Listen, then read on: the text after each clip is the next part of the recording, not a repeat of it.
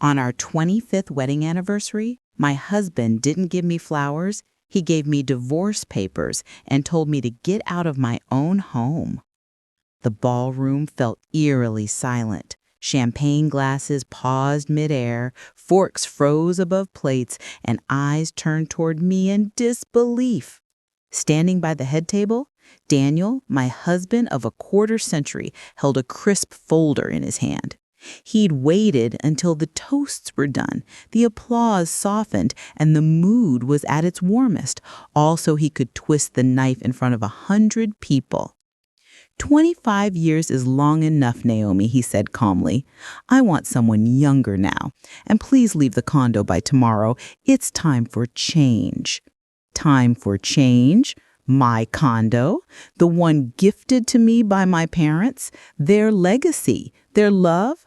His words echoed in my mind as Cynthia, his impeccably coiffed mother, watched from her seat, lips curled in satisfaction. She didn't say a word, but her eyes gleamed. This was a show she'd rehearsed for months. I took the microphone from Daniel's hand, my voice steady, though my heart was pounding. I made one fatal mistake, Daniel, I said softly enough that the audience leaned forward. You thought I was blind. Let's rewind to 3 weeks earlier. It was 3:02 a.m. when I awoke to hushed whispers. Daniel was in his home office, on the phone, his tone tense but excited. I quietly tiptoed to the door. She won't suspect anything. Just keep being affectionate. Keep her calm. A pause. Then Cynthia's icy voice. Make sure the papers are ready. She needs to sign right after the party. A chilling giggle. This is the perfect moment. She won't cause a scene in public. I felt cold all over. I held my breath in the dark, clutching my chest. Who were they to script my life like a staged performance? The next morning, Daniel poured me coffee, a first in decades. How about a fancy restaurant for our anniversary? He asked with pretend spark in his voice. He smelled of new cologne that lingered unfamiliar on his skin. My instincts screamed. I caught a glimpse of his phone as it lit up with a notification, call S at 11. When I asked, he said it was Sanchez from work. His left eye twitched, the tell of his lies. Later that day, Cynthia stopped by. She sat on my couch as if it were her own, commenting on everything from decor to the lack of grandchildren. You really should think about a will, Naomi. Darren's nephews deserve something. Don't you think? That's when I knew this wasn't just betrayal. It was an ambush. If Naomi thought betrayal was the worst part, she hadn't yet discovered the real plan, one much darker and dangerously close to unfolding. After Cynthia's unnerving visit, I couldn't ignore the signs any longer. My marriage, the one I had spent half my life building, was being systematically dismantled behind my back, and I was about to be thrown out of my own home. That evening, Daniel came home unusually punctual, flowers in hand. Naomi, my love, he said, kissing my cheek gently. Gently. For the first time in years, it felt wrong. He handed me a box of chocolates. Let's plan something special for our silver anniversary. His tone was too bright, too eager. It wasn't affection, it was a performance. When he turned to hang up his coat, I glanced at his phone lying face down on the counter. It buzzed again. This time a preview popped up. Sierra, can't wait to see you again. You promised tonight. My throat tightened. Sierra. So S wasn't Sanchez. It was Sierra, his mistress. I waited until he went to shower, then unlocked his phone using his usual code, our wedding anniversary. He hadn't changed it. Maybe he thought I'd never look. The text thread was a dagger to the chest. Sierra, only a week left, my love. Then we can finally be together. Daniel, after the party, everything changes. Just stay calm until then. Scrolling further, I found something worse. Emails between Daniel, his mother, and a lawyer named Hayes. Drafts of statements, financial plans, even strategies for making me leave the condo without contest. Like I was a stain to remove, not a partner of 25 years. I copied every message, every email, and forwarded them to my own account. My hands trembled, not with fear, but with a rising, burning clarity. Daniel emerged from the bathroom, towel around his neck, humming like he hadn't just shattered the foundation of our life. He sat by me on the couch and held my hand. Imagine it, Naomi, a celebration of us. Perfect, right? I looked at him, my face a mask of calm. Perfect, I echoed. The next morning, I met with Aisha, my old college friend turned respected family lawyer. We hadn't spoken in years, but when I called, she said, "Come by, I have time today." In her office, surrounded by case files and framed degrees, I told her everything, every text, every whisper, every lie. She listened, eyes narrowing, jaw tightening. "Naomi, they're staging a tactical emotional ambush. They want you to devastate you in public so you'll sign everything away quietly." "What do I do?" She leaned in. "We fight back, quietly, legally, strategically." She gave me a list. "Gather evidence, secure accounts, protect assets. Do not confront him unless you have everything you need." I left her office with a fire in my chest. The betrayal had been set in motion, but so had my plan. Daniel thought I was oblivious. He had no idea he'd already lost the element of surprise. A few days after meeting Aisha, I sat at the kitchen table sorting through our old files, bank statements, and insurance papers. I was preparing for battle, silently, discreetly, but I needed one more thing: leverage. That's when the letter arrived. The envelope was thick and cream-colored, with a foreign postmark: Frankfurt, Germany. I tore it open, expecting maybe documents from a distant relative. What I found inside changed everything. My Aunt Josephine, my father's estranged sister, had passed away, and she had left everything she owned to me. The will, enclosed in precise, notarized German legal language, listed her assets: a luxury condominium in Munich, valued at over 750,000 euros, a bank account with over 500,000 euros in savings, an investment property in Miami Beach worth over $1 million. Total value? Over $2.5 million. My breath caught. My head spun. The timing felt surreal, cosmic almost. At the exact moment Daniel was preparing to legally strip me of everything, something entirely mine had fallen into my hands. I stared at the papers, heart pounding. All that wealth, all that independence, it was right here, right when I needed it most. And Daniel didn't know. Not yet. That knowledge was power. After a long moment, I placed the documents in a folder and labeled it Plan B. I called the notary and scheduled an appointment to begin the transfer process. This inheritance couldn't be mixed with marital property. It was entirely mine, and the law would protect it. Next, I paid a visit to Mr. Perry, the silver-haired real estate lawyer who helped with our condo purchase back in 2005. He dug up old paperwork and confirmed what I'd hoped. Your parents transferred the condo to you as a gift before your marriage. Daniel was added later, but his name was only assigned jointly for loan eligibility. You, Naomi, are the sole primary owner. So, in a divorce, I started. You keep the condo, he finished with a reassuring smile. He can't touch it. I exhaled, feeling a weight lifting off my shoulders. That night, Daniel came home reeking of expensive cologne and bad intentions. "Naomi," he said, "I've booked the Watergate Hotel ballroom for 100 guests. The celebration will be unforgettable." Unforgettable? Yes, just not in the way he expected. "I'm excited," I replied calmly. "Tell me how I can help." "Oh, don't worry," he chuckled.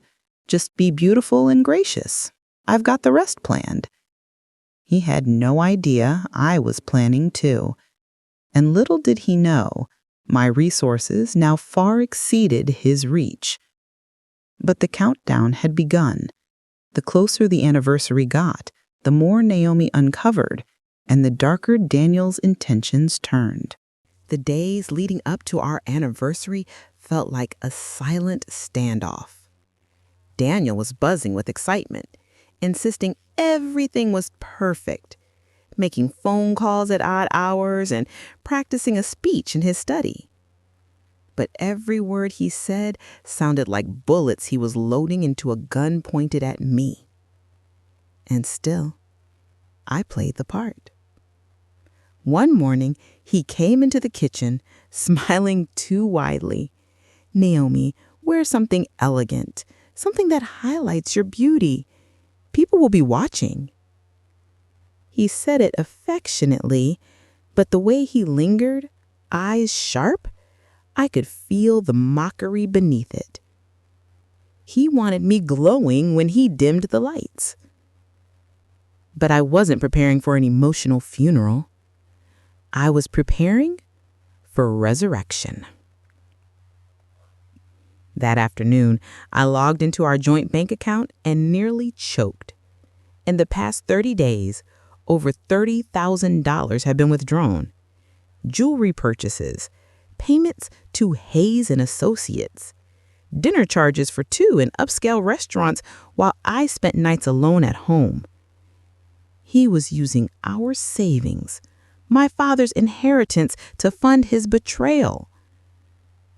Betrayal. That word reverberated through everything now.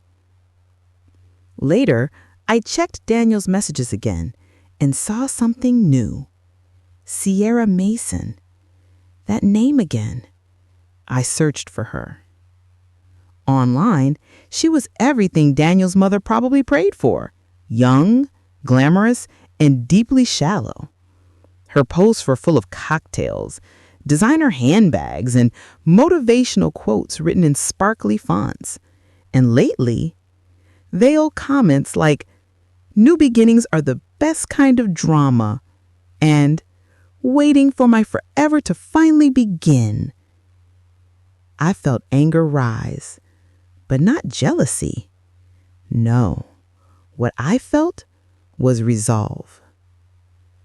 I placed a call to Aisha, updating her on the latest. She didn't miss a beat. "Naomi, we move now. Not after the party, now." She coached me. Move half the money to a separate account. Save every document. Record every conversation. And above all, don't let them know you know. So I did just that. I quietly opened a new private bank account and transferred $20,000, half our remaining savings, and changed the ATM password. I printed out copies of the German inheritance and had them notarized. I backed everything up to multiple cloud drives and a flash drive. Later that evening, I saw Celeste and Daniel huddled together in the living room, speaking in low tones. As soon as I walked in, they stopped abruptly, flashed 2 fake smiles, and offered me tea. I accepted it with an even faker smile. That's when Daniel leaned over my shoulder and murmured, "You'll love my speech at the party. It's all about honesty." Oh, I was counting on that. What Daniel didn't know was that honesty would be a two-way street that night. The morning of the anniversary arrived, and so did the moment of truth. Naomi was ready. but nothing could have prepared Daniel for the storm she was about to unleash. The morning of the anniversary felt strangely calm, like a stillness before a hurricane. I woke early, showered, and dressed deliberately. I wasn't just preparing for a celebration. I was preparing for a confrontation, for freedom. Daniel, already dressed in a fine tailored suit, stood in front of the mirror adjusting his tie. He caught my gaze in the glass and smiled. "Naomi," he said with fake tenderness, "I hope you know how important today is." "I do," I replied, and I meant it. "You'll want to look your best," he continued. "We've got VIPs coming, my boss, your colleagues, even the wardens from Georgetown." His tone was brimming with pride, more about impressing others than honoring anything real between us. As he headed out the door, I noticed a neatly folded sheet tucked into his jacket pocket.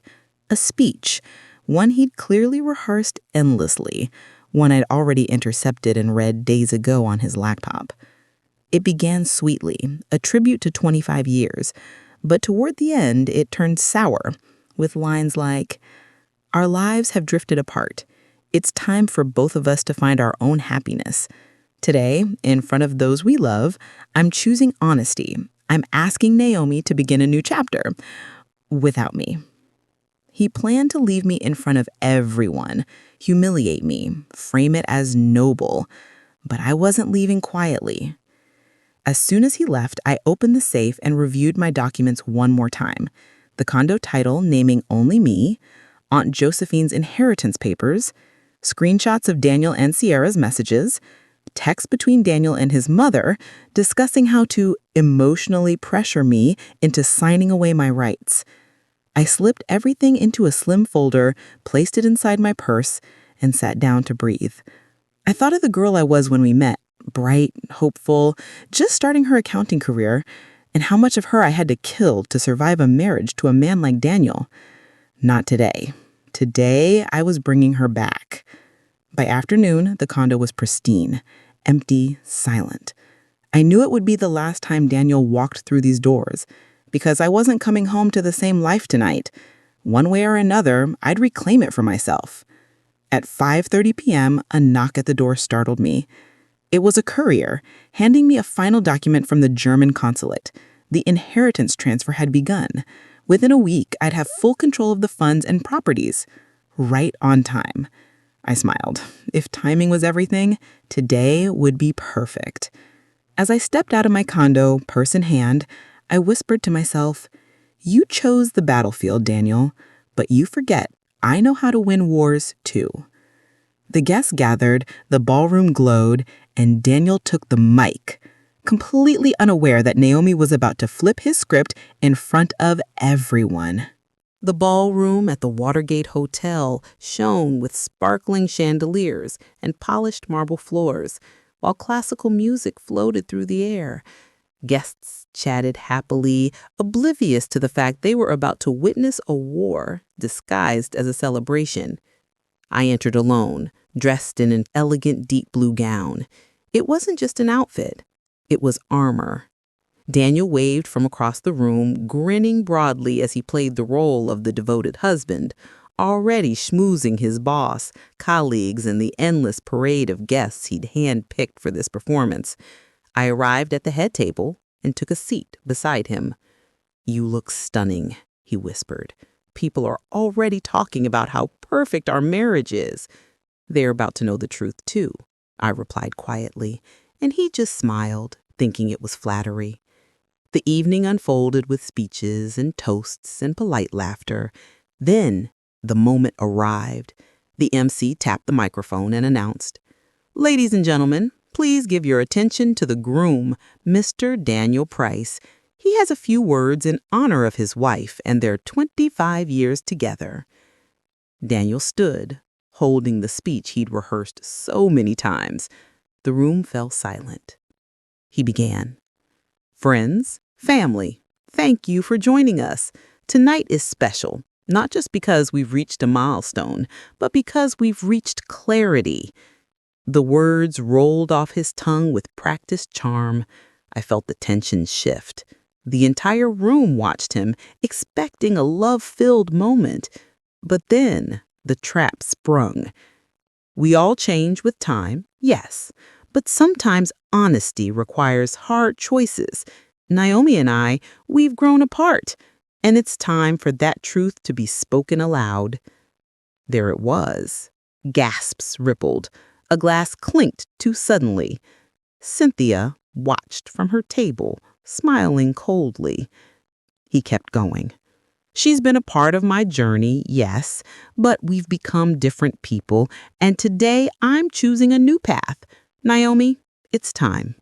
I'm filing for divorce. A hush like a frost fell over the crowd. I rose slowly. My heart wasn't pounding. Not anymore.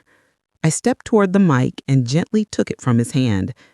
"Thank you, Daniel," I said, voice firm but calm. "You're absolutely right. Tonight is about honesty, and I'd like to tell my truth too." Daniel's face shifted from smugness to unease. The room leaned in. Friends, I've known about Daniel's plans for weeks. About Sierra. I gestured toward the corner where a blonde stood frozen. About the lawyer Hayes hiding in the back. A man near the bar trying to fade into the shadows stiffened. And about how they planned to pressure me to give up my home, my parents' gift. Murmuring erupted. Cynthia's face flushed crimson. Sierra dropped her champagne glass. But there's something Daniel didn't know. I pulled out the document folder and held up the condo deed. The condo is mine, only mine, legally and fully. Daniel paled.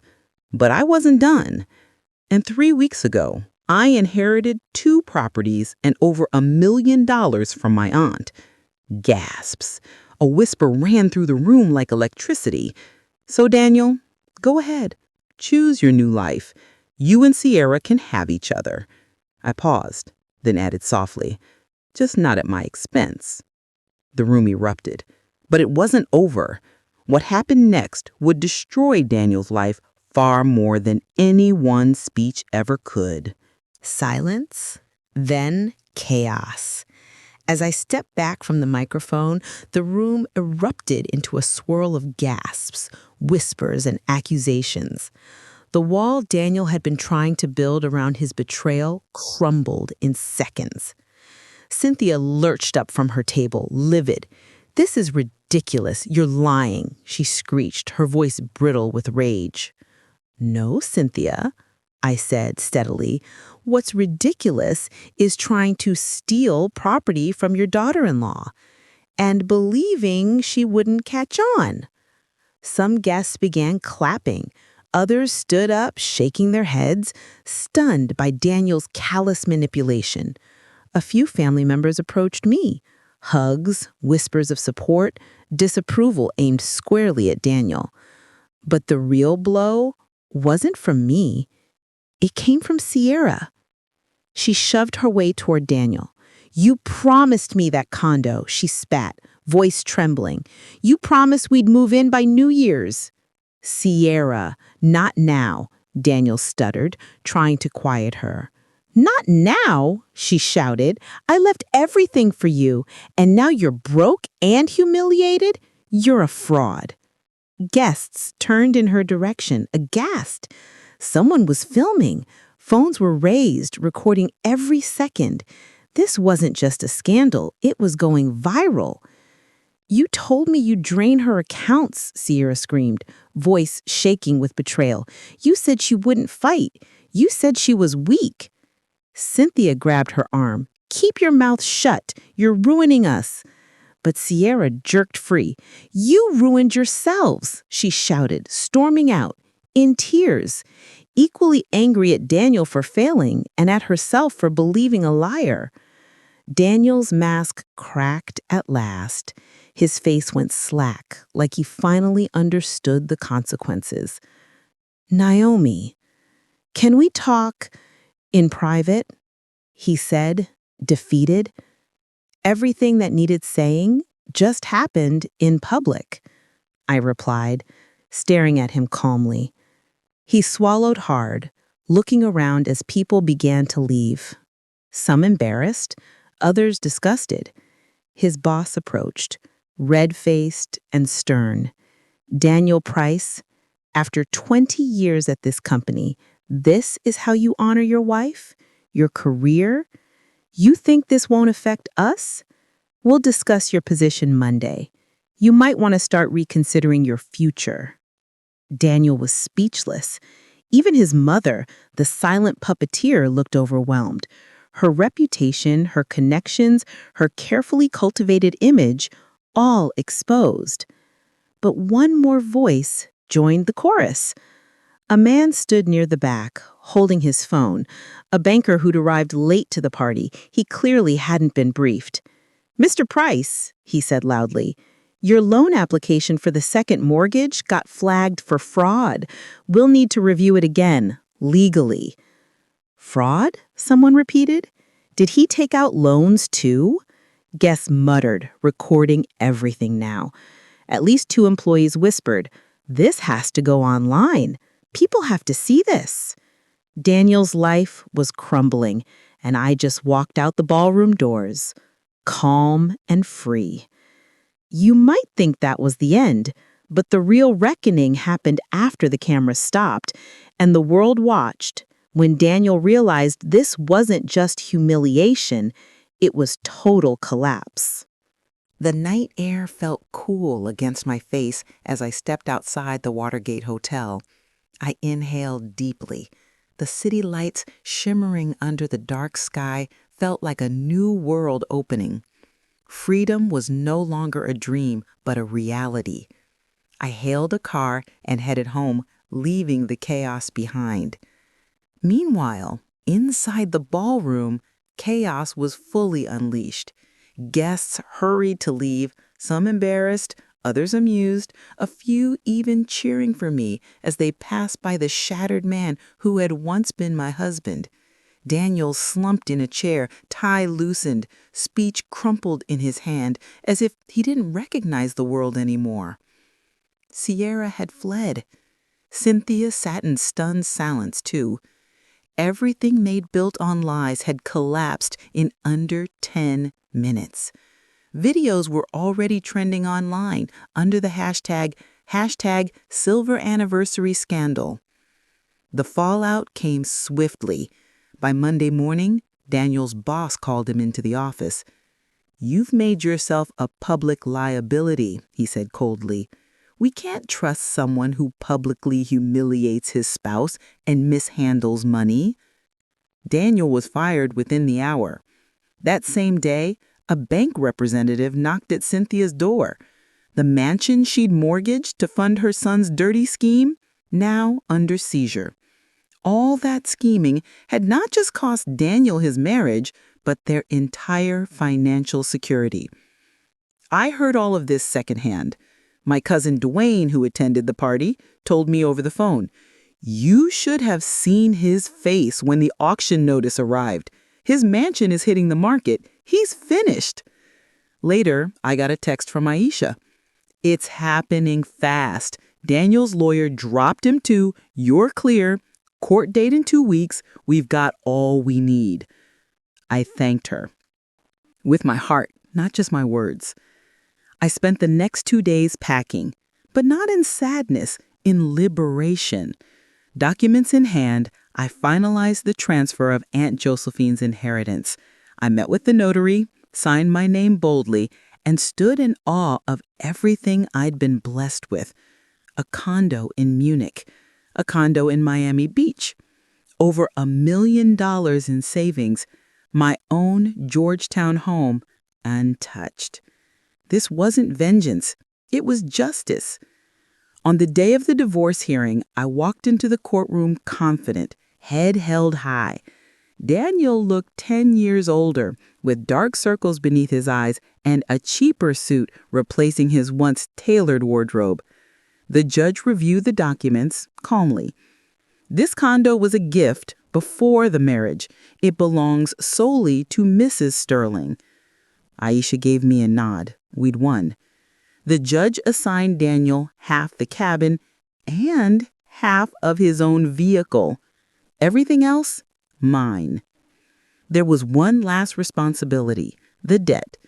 Over $43,000 in loans used to fund his affair, his alone to repay. The judge saw right through it. A gavel strike, divorce granted, case closed. Daniel tried to approach me on the courthouse steps. "Naomi, I'm sorry, can we at least talk?" I said, "You had 25 years to talk. We're done." But still, you haven't seen the full circle. Naomi built a brand new life. And Daniel, well, the universe saved him a front row seat to her success. 3 months later, I was standing on the terrace of my Miami Beach condo, watching the sun melt into the ocean. A fresh breeze whispered through the palm trees, and for the first time in years, I felt light, whole, free. I'd moved right after the divorce was finalized. I donated half my furniture, shipped the essentials, and left the memories behind. The ocean was healing me, wave by wave. From the outside, it may have looked like I was running, but I knew better. I was finally going where I belonged, where I could build something that was mine. I left my job as a controller at Alliance Development Group and used part of my inheritance to open a boutique publishing house specializing in literary translations, a passion I'd never had time for in my marriage. I hired a team of bright young translators and editors, mostly women, giving them space to create art through words. One afternoon, Anna, my lead editor, approached me with the latest print. "This is beautiful," she said. "We're changing how people read foreign literature." I smiled. That was always the dream. "That and teaching people how to stand up for themselves," Anna added. "My mother was at your anniversary party. She still talks about what you did. You inspired her."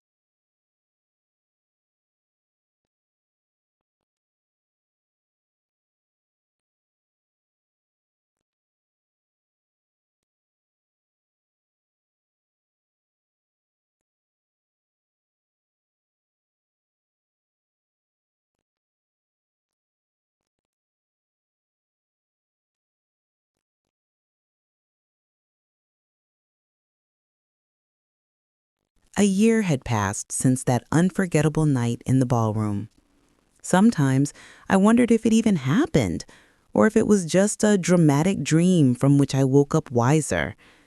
But then I'd look out at the shimmering Miami skyline from the balcony of my condo, and I'd remember it was real, all of it. And yet, I was grateful. That experience broke me open in all the right ways. I rebuilt myself, gentler yet stronger, grounded yet soaring. My publishing house was thriving. We just received our first international award for Best Translated Fiction, and a book club Oprah herself endorsed had featured one of our titles. The universe really does reward those who choose truth. One evening, as I was closing my laptop, my doorbell rang. Surprised, I answered it, and there stood a familiar face. The face of the man who never left my side, even when distance and distractions had kept us apart. It was Matthew. We met in college. He was a poetry major. I was studying accounting. We shared a coffee or two, dreamed of writing together someday, and eventually drifted into our separate adult lives. We hadn't spoken in nearly 20 years, yet here he was, with a book in hand. "I heard you opened a publishing house," he said with a shy smile. "I thought maybe you'd want to see this." I took the book, his book, a collection of poetry called Rewritten Lines, and on the title page, a dedication. To Naomi, who reminds me that women rewrite storms into stories. Tears sprang to my eyes. "So you came all this way for me?" I whispered. "I heard about your story. I saw the video. You spoke truth, and I found courage to speak mine." We sat out on the balcony, sipping tea, laughing about our college days. Matthew understood silence. He wasn't trying to fix anything, just add light to a life already lit. And for the first time, I let someone in. Not out of fear or obligation, but freedom. As the evening breeze swept through the palms, Matthew leaned back and said, "Naomi, do you know what my favorite part of poetry is?" "What?" "It's that even broken lines can form a masterpiece." I smiled, feeling something inside me shift. Hope, not desperation, real hope. My phone buzzed later that night. A message from my assistant. "Naomi, your story's going viral again. Someone called it the silent revolution. Women everywhere are sharing their own versions." I looked at the screen and typed back, "Good. The truth should spread. Tell them to keep talking."